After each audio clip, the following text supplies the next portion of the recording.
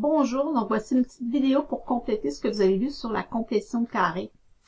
Donc on va utiliser la complétion de carré dans le but de retrouver une de ces trois formes de base-là ici. Donc, et vous remarquerez que ces trois formes de base-là donnent des réponses d'intégrantes, des primitives étant les fonctions trigo-inverses, c'est-à-dire arc-tangente, arc-sin et arc-sécante. Alors, chacune des intégrantes qui donnent ces primitives, on voit que c'est un polynôme de degré 2. Donc, j'ai un polynôme de degré 2 sous une racine ou pas. Puis ici, ben, pour l'arc sec, en plus, j'ai un U qui apparaît à l'extérieur de la racine, une variable qui apparaît à l'extérieur de la racine. Donc, dans ce cas-ci, mon cas général, c'est que j'ai une constante au numérateur. Donc, il faut absolument avoir une constante au numérateur. Ça peut être 1, ça peut être autre chose. On sait que les constantes, on peut les sortir de l'intégrale. Et au dénominateur, je vais avoir un polynôme de degré 2 avec ou sans racine. OK? Donc, si je me retrouve avec cette forme-là, je peux penser à compléter le carré pour pouvoir utiliser une de ces trois formules de base-là.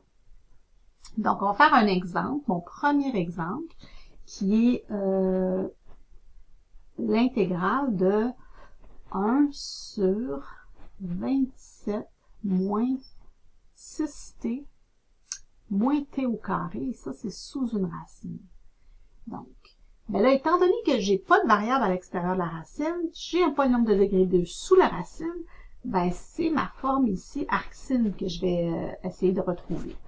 Pour ce faire, je vais prendre mon polynôme qui est, oups, j'ai oublié mon dt. Je vais prendre juste mon polynôme qui est moins t2 moins 6t plus 27, puis je vais travailler juste avec ce polynôme-là pour compléter le carré. Donc, les moins, bon, ça m'énerve un peu, je vais les sortir. Ça fait t à la 2 plus 6t et, bien entendu, moins 27 ici. Si je veux ici mon 6t pour trouver quel chiffre, hein, ici je me demande t plus quoi au carré, ben, si j'ai 6t, ça veut dire que ça a été le double. Hein. Rappelez-vous que a plus b au carré, quand je développe ça, ça fait a carré plus 2ab. Donc, je vais avoir deux fois le a qui vaut 1 fois mon b. Et c'est ça, mon b, je me demande c'est quoi ici. Ça vaut 2 fois 1 fois... je vais le diviser par 2, ça va être une façon de faire.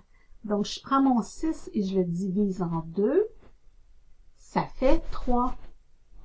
Donc ici, t plus 3 au carré, ça va me donner t au carré, plus 3 fois t fois 2, ça fait 6t.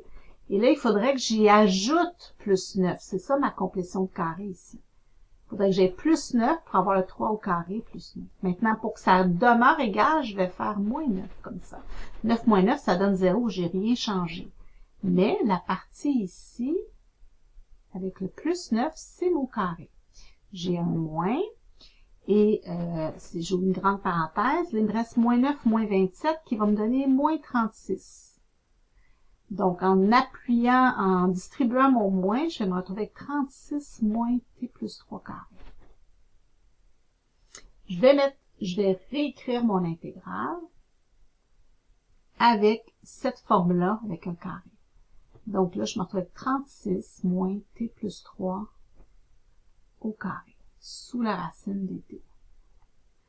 Donc, j'ai presque la forme 1 moins U2 là, sous la racine pour avoir l'arc-sin. Il faudrait que j'aie un 1 ici. Donc, on sait qu'on peut mettre le 36 ici pour avoir 1. On va le mettre en évidence, le 36.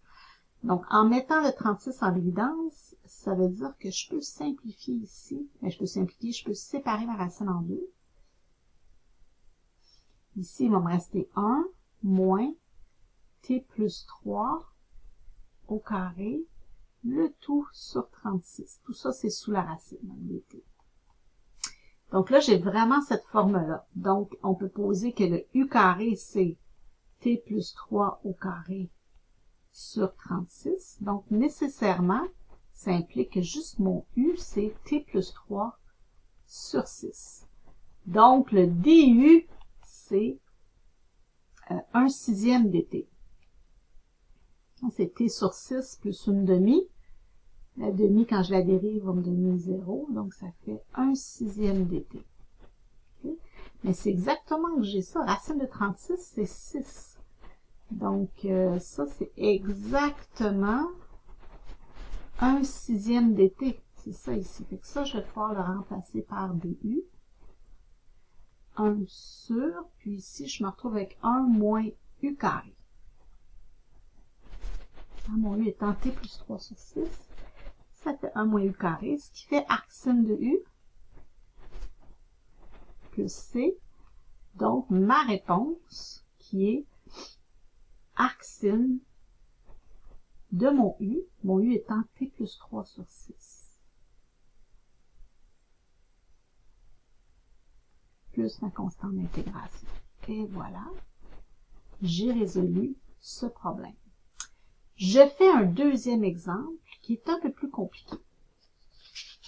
Donc, ça va bien si j'ai une constante, mais disons que j'ai plutôt l'intégrale de x plus 1 sur x2 moins 6x plus 13 dx. Comment je vais résoudre ça? Parce que là, j'ai pas une constante. Donc, on se rappelle que quand j'ai un polynôme sur un autre polynôme, la première question que je me pose, est-ce qu'il y a une simplification possible? Non, mon degré du numérateur est plus petit que le dénominateur. C'est beau. Deuxième question, est-ce qu'il y a un changement de variable possible? Ben, attends.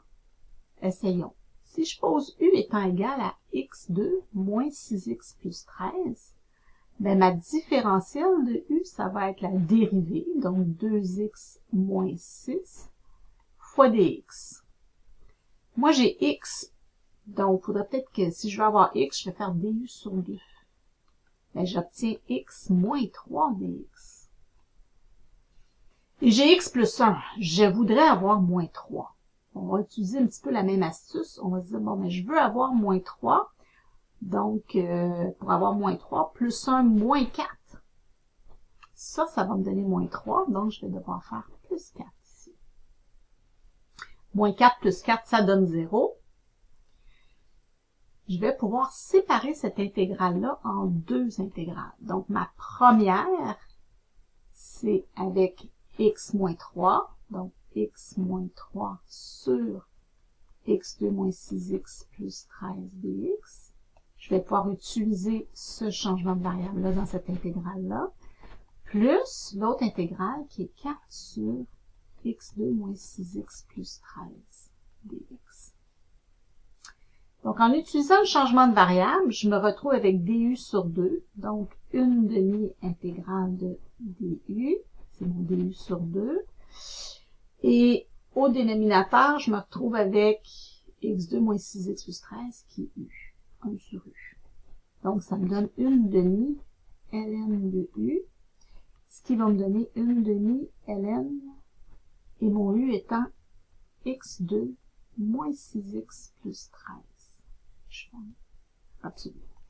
Bon, j'ai une autre intégrale ici que je vais devoir travailler. Cette deuxième intégrale-là, ah bien là, j'ai degré de polynôme 2, puis une constante au numérateur. Ça me fait penser un petit peu à la forme 1 sur u carré plus 1. Il faudrait juste que j'essaie de compléter le carré ici. Donc, si je prends mon polynôme ici, je vais travailler avec mon polynôme sur le côté. Ici, x2 moins 6x plus 13. Ben, si je complète ici, je prends la moitié de moins 6, ça fait moins 3. Si j'élève ça au carré, ça fait x2 moins 6x, moins 3 fois x2 fois, plus 9. Donc, il faudrait que j'aie plus 9 ici. Donc, je vais faire plus 9 moins 9. Cette partie-là, c'est le x2 moins 6x plus 9. Moins 9 plus 13, ça va me faire plus 4. Donc, je peux réécrire cette intégrale-là en ayant x moins 3 au carré plus 4 dx. Okay. Si je pose mon u étant égal à x moins 3, ça marche, mais il faudrait être plus 1. Donc, je vais mettre en évidence le 4. Si je mets en évidence le 4, je me retrouve avec un quart ici, 4 sur, et là, je vais avoir x moins 3 carré sur 4, plus 4 sur 4 qui va me donner un dx. Donc là, je peux poser U égale, dans cette intégrale-là, comme étant U égale x moins 3 sur 2. Hein? Ça, c'est U carré, donc mon U, c'est x moins 3 sur 2. Hein? Mon U carré, c'est x moins 3 au carré, sur 4. Donc, le U, c'est ça. Et le DU, lui, va être une demi dx. Je vais devoir faire ce changement de variable-là.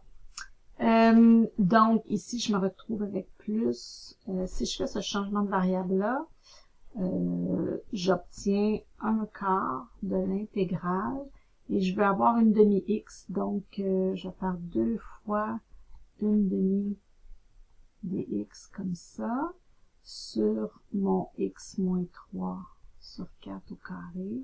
Hop, là, x moins 3 sur 2 au carré. Plus 1. Donc, ça va faire 2 quarts, une demi arcsine de mon U qui est x moins 3 sur 2.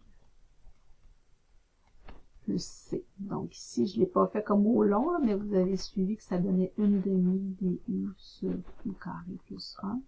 D'où une demi arctangente. Oups là, excusez, c'est arctangente.